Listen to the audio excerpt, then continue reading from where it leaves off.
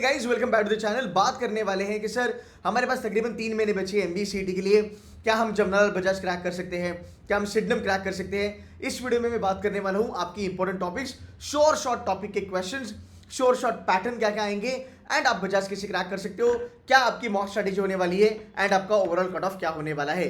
जब हम सीईटी के बारे में बात करते हैं ना, बहुत सारे बच्चों का अगर मैं वीक एरिया के बारे में बात करूं तो वो कॉन्स होता है और दो चीजों में बच्चा ज्यादा स्ट्रगल करता है, वीक एरिया और स्ट्रॉन्ग एरिया।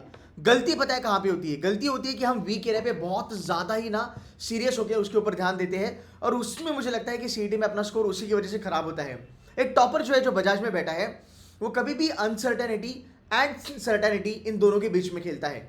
सो सबसे पहला मंत्र जो आपके लिए होगा वो ये होगा कि सर्टेन टॉपिक्स जो है उसके ऊपर आप फोकस करना चालू करो। सर इसका मतलब क्या, एक बारी बता दो। अगर मैं बात करूं तुम्हारे सर्टेन टॉपिक्स के बारे में, ठीक है, so logical reasoning and critical reasoning ये सर्टेन है ही है, there is no doubt about that. Visual reasoning certain है ही है, there is no doubt about that. ये कुल मिला के तुम्हारा आता है 75 क्वेश्चंस, जहां पे 50 मार्क्स आपके एलआर के आते हैं और तुम्हारे 25 क्वेश्चन तुम्हारे सीआर के आते हैं। अग्रीड? तो 75 ये हो गया। ये हो गया तुम्हारा 25 क्वेश्चंस या 25 मार्क्स। सीईटी में एक क्वेश्चन 1 मार्क का होता है और नेगेटिव मार्किंग यहाँ पे होती नहीं है। सो मेरे पास 100 मार्क्स ऐसे हैं, 100 क्वेश्चंस ऐसे हैं जो मैं बहुत ज्यादा शॉर्ट हूं, जो आने ही आने वाले हैं। So when you start with your CET का प्रिपरेशन, ऑलवेज रिमेंबर इन दो चीजों पे बहुत ज्यादा ध्यान देना। बिकॉज इसमें क्या होता है कि आपके टॉपिक जो है वो शॉर्ट है। कैसे? Number series, alpha series, blood relation, coding decoding, ranking system, ये जितने भी टॉपिक्स है ना, ये आते ही आते हैं, ये मिस आउट नहीं होते सीईटी में। Critical reasoning, assumption, conclusion, course of action, cause and effect, inference वाले क्वेश्चन, आर्गुमेंट वाले क्वेश्चन, ये भर भर के आते हैं। सो यहाँ पे क्या होगा, आने वाले 80-85 डेज में अगर मैं इसके ऊपर होल्ड करता हूं, so number of questions that I can attempt वो श्योर हो जाते हैं। सो मेरे यहाँ पे कम से कम 100 क्वेश्चंस मेरे श्योर हो गए। अब थोड़ा चलते हैं तुम्हारे वर्बल एबिलिटी पे। अब वर्बल में ना आपके बहुत सारा चीजें आती है। देखो, verbal is predominantly by grammar, then you have main idea वाले क्वेश्चन, टोन वाले क्वेश्चन भी आपको यहाँ पे दिखेंगे। आपको यहाँ पे थोड़े बहुत पैरा कंप्लीशन वाले क्वेश्चन दिखेंगे, पैरा जंबल के क्वेश्चन दिखेंगे, प्रोबेबल स्टार्टर्स वगैरह वगैरह दिखेंगे। अगर मैं इसमें ग्रामर ऐड करता हूँ, यार पूरा वर्बल आता है मेरा 50 का, आरसी वगैरह वगैरह पकड़ के। अगर मैं इसमें थोड़ा बहुत ग्रामर ऐड करता हूँ और वोकैबुलरी वगैरह थोड़ी चीजें छोड़ देता हूँ, बिकॉज वोकैबुलरी अथांग सागर है, मैं जितना भी करूँ उतने मेरे लिए कम होने वाला है। सो अगर मैं यहाँ पे ज्यादा नहीं, बट अगर मैं यहाँ पे कहूँ कि सर मेरे 25 क्वेश्चन तो शॉर्ट बनेंगे, बिकॉज मुझे पता है मेन आइडिया क्या होता है, मुझे पता है टोन ऑफ द आरसी क्या होता है, मुझे पता है आरसी सॉल्व कैसे करते हैं, मुझे ग्रामर पता है, मुझे पार्ट्स ऑफ स्पीच पता है, सब्जेक्ट वर्ब अग्रीमेंट आता है, मुझे चेंज इन द वॉइस आता है, टेंसेस मुझे आते हैं, वगैरह वगैरह वगैरह। सो ये 25 हो गए, इसको यहाँ पे ऐड करो, तुम्हारे यहाँ पे 125 क्वेश्चन बन गए। Right now you talk about quants. Quants की जो लेवल होती है सीईटी में, वो एक्चुअली मॉडरेट लेवल पे आती है। अगर आपका क्वांट्स अच्छा नहीं है, आपको वो ऑलवेज मॉडरेट लेवल पे दिखेगा। सो ज्यादा नहीं मैं कह रहा हूं, आउट ऑफ 200 अगर आप देखोगे, आपके तकरीबन 125 क्वेश्चन जो है वो आपको अच्छे खासे आ सकते हैं। इसके बारे में आप सर्टन हो सकते हो कि भाई ये क्वेश्चंस तो मैं अच्छे से करने ही करने वाला हूं, there is no doubt about that. अब लॉजिकल रीजनिंग की प्रिपरेशन अगर आप करोगे, लॉजिकल रीजनिंग में आपको काम करना है स्पीड के ऊपर। सीआर में आपको काम स्पीड के ऊपर नहीं करना है, सीआर में आपको काम करना है एक्यूरेसी के ऊपर। देखो, आपकी जो डैशबोर्ड है, उस डैशबोर्ड में सीआर की जितनी भी वीडियोस डली हुई है वो पूरी की पूरी कीजिएगा। सीईटी का जो सीआर होता है थोड़ा सा डिफरेंट होता है। यहाँ पे कभी कभी प्रॉबेबली ट्रू प्रॉबेबली फॉल्स भी आ जाता है। इसके जो सीआर के पैटर्न होते हैं, जो ऑप्शन होते हैं वो अलग होते हैं। जैसे अगर मैं बात करूँ सिलॉजिज्म के बारे में, सिलॉजिज्म की कंडीशन यहाँ पे अलग होती है, एनमैट में अलग होती है, स्नैप में अलग होती है। सो आने वाले दिनों में जो भी आपका मास्टर प्रोग्राम है सीईटी का, बाय द वे सीईटी का मास्टर प्रोग्राम हमारा जो है वो मुझे लगता है कि बहुत ज़्यादा कॉस्ट इफेक्टिव है। It is round about 7,999 bye the way. Market में अगर आप देखोगे 10, 12, 15, 20 हज़ार तक ये प्रोग्राम जा रहे हैं। सो इस प्रोग्राम में आपको लॉजिकल रीजनिंग 100% पढ़ाया जाएगा, आपकी रिवीजन होगी। सीआर ऑलरेडी अपलोडेड है, सीआर के न्यू पैटर्न, न्यू क्वेश्चंस आपके साथ कराएंगे, पूरा रिवीजन भी आपको एक बार कराएंगे। इसमें जो मैंने सीआर के रूल्स लगाए हैं वो आपको ऑलवेज सीईटी में काम आने वाले हैं, उसमें कोई डाउट नहीं है, ठीक है। सो पहले इसको पकड़िएगा, इसको स्ट्रांग बनाइएगा। एलआर में हमें स्पीड के ऊपर काम करना है, सीआर में हमें एक्यूरेसी के ऊपर काम करना है। बिकॉज सीआर के जो भी क्वेश्चन आते हैं, कभी कभी ना ये चेंज भी होता है। मान लो लॉजिकल रीजनिंग तुम्हारा 60 आ गया, सीआर तुम्हारा 15 आ गया, या फिर लॉजिकल रीजनिंग 25 आ गया, 55 आ गया, सीआर तुम्हारे 20 क्वेश्चन आ गए। ऐसे करके कभी कभी ये चेंज होता है। बट यहाँ पे हमें ये देखना है कि लॉजिकल रीजनिंग में भी अगर मुझे तोड़ना है लॉजिकल रीजनिंग को, मैं दो इसको हिस्सों में तोड़ सकता हूँ, और वो दो हिस्से काफी सिंपल है गाइस, थोड़ा ध्यान देना। एक है ट्रेडिशनल लॉजिकल रीजनिंग और एक है मेरा puzzles and only puzzles. By the way, puzzles are gonna be kind of blood sucking because puzzles यार खून चूस लेते हैं। बट मैं ना आपको एक मिसकंसेप्शन बनाता हूँ। बहुत सारे लोग कहेंगे कि पजल करेगा तो ही जमनालाल बजाज जाएगा। भाई ये सब चीज़ें गलत हैं, ये सब चीज़ें अफवाहें हैं। मैं आपको जेन्युइनली बताऊँ, पजल्स के बारे में अगर मैं बात करूँ, पजल्स एक तो आपको आता है या फिर पजल्स आपको नहीं आता है। पजल की डिफिकल्टी लेवल सीटी में बहुत ज़्यादा आती है। बट मैं आपको ऐसे बच्चे बता सकता हूँ जो पजल छोड़ के जमनालाल बजाज में बैठे हैं। बिकॉज पजल क्या सीन है ना गाइज, पजल तुम करो, मैं मना नहीं कर रहा हूँ, but do not fall for trap of puzzle.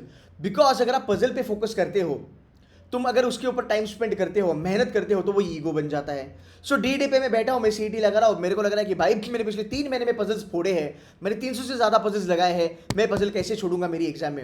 And puzzle आपका टाइम खराब कर देता है, आपका टाइम वेस्ट हो जाता है, आपका पेपर खराब हो जाता है। जितने भी बच्चे आज सिडनम में बैठे हैं जिन्होंने बजाज मिस करा है, मैं गारंटी के साथ कह सकता हूं 80-85% बच्चा वो है जिसका पेपर पजल ने खराब किया है।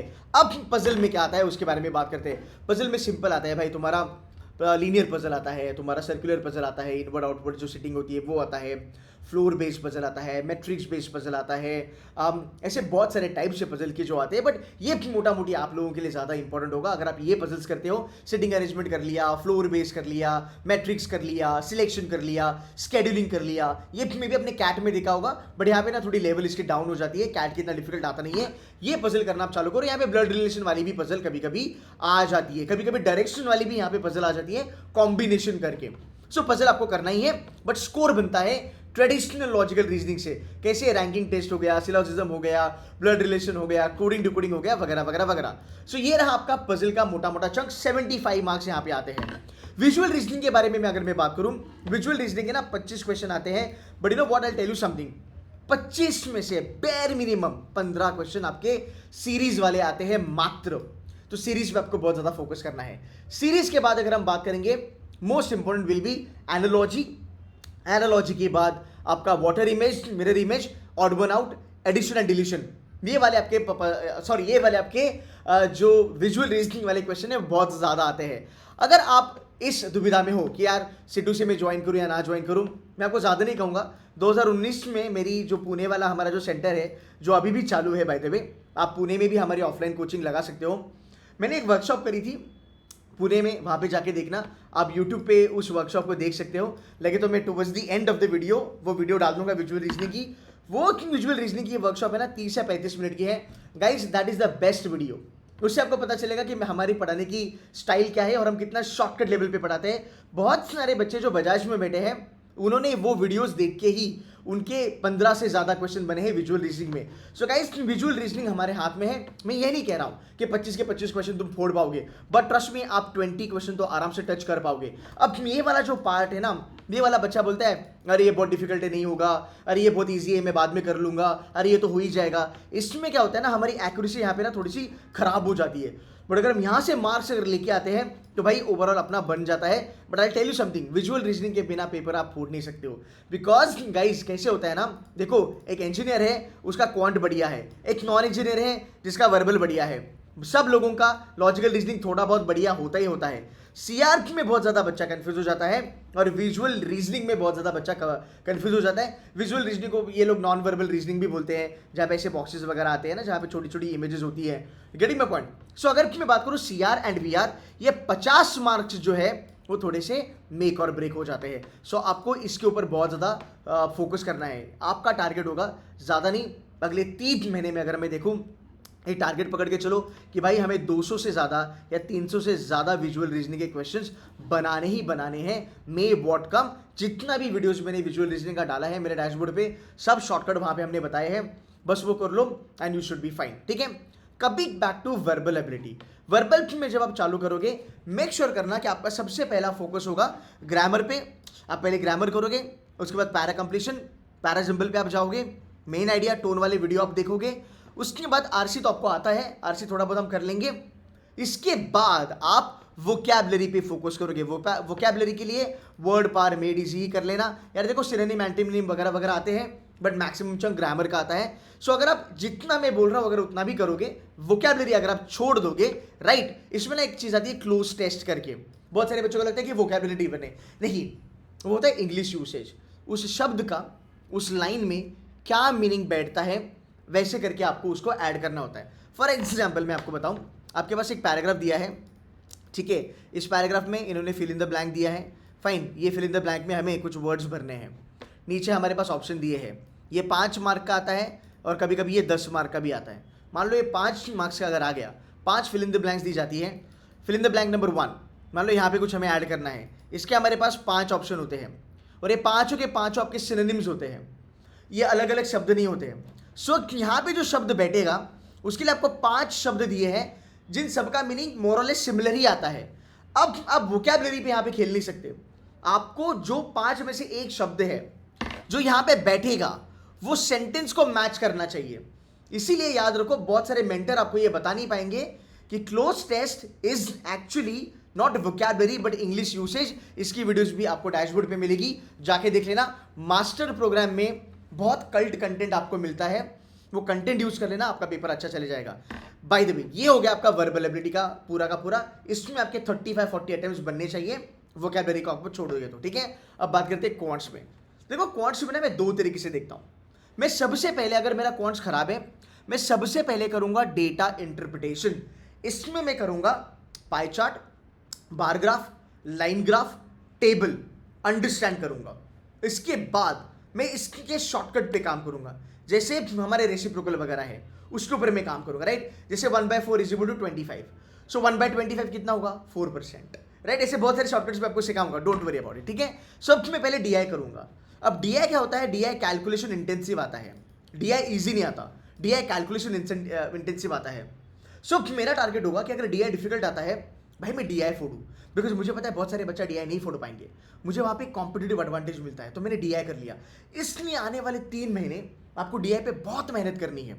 सीईटी में ना मल्टीपल डीआई आते हैं, कैसे भाई, मान लो यहाँ पे ना एक टेबल दे दिया, ठीक है, और यहाँ पे एक तुम्हारा लाइन ग्राफ वगैरह दे दिया, मतलब स्टॉक मार्केट वगैरह का कोई आ गया। सो 2 या 3 सेट मिला के आते हैं।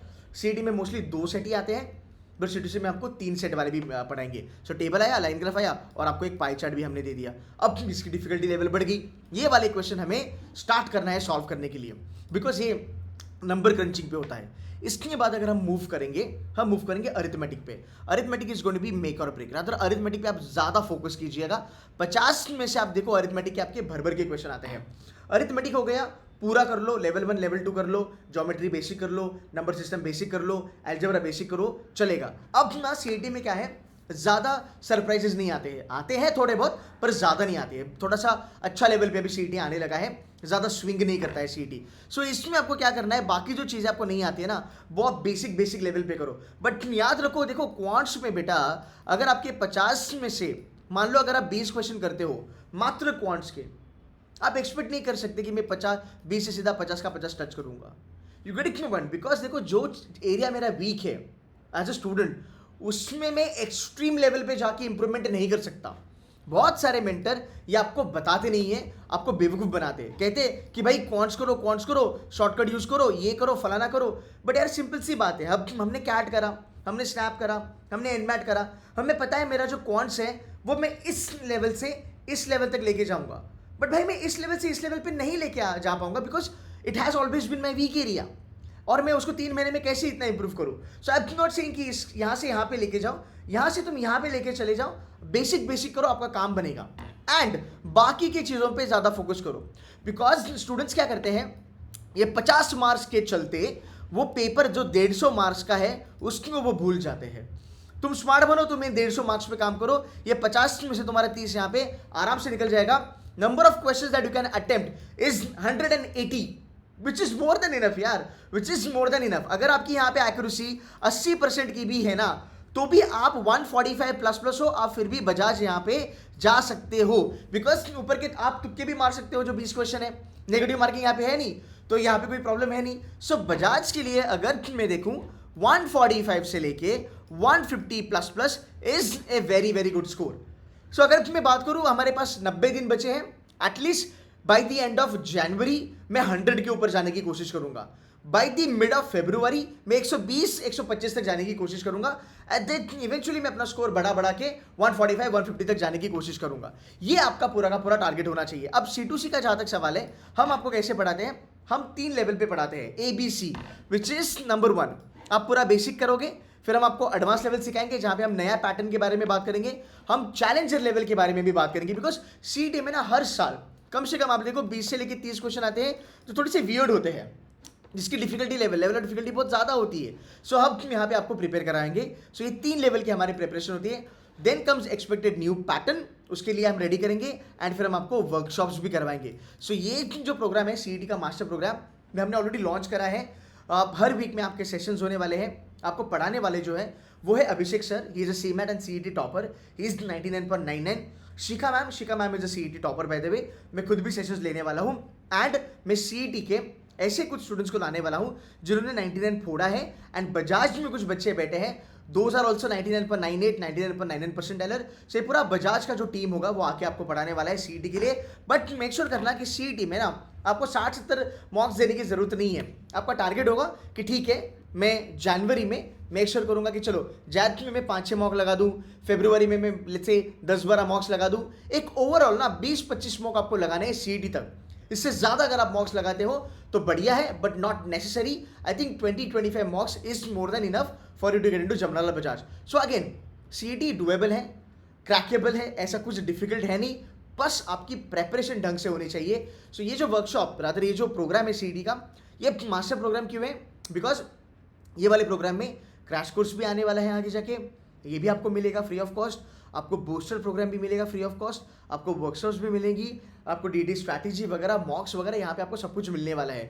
सो if you want to buy this I will give you the link in the comment box, pin कर दूंगा कमेंट में, आप वहाँ पे जाके बाय कर सकते हो। लेक्चर्स चालू हो रहे हैं 27-28 तारीख से। सो मेक श्योर करना क्रिसमस की छुट्टियाँ होने के बाद आप लेक्चर्स के ऊपर ध्यान दें, थोड़ा सीरियस बनिएगा।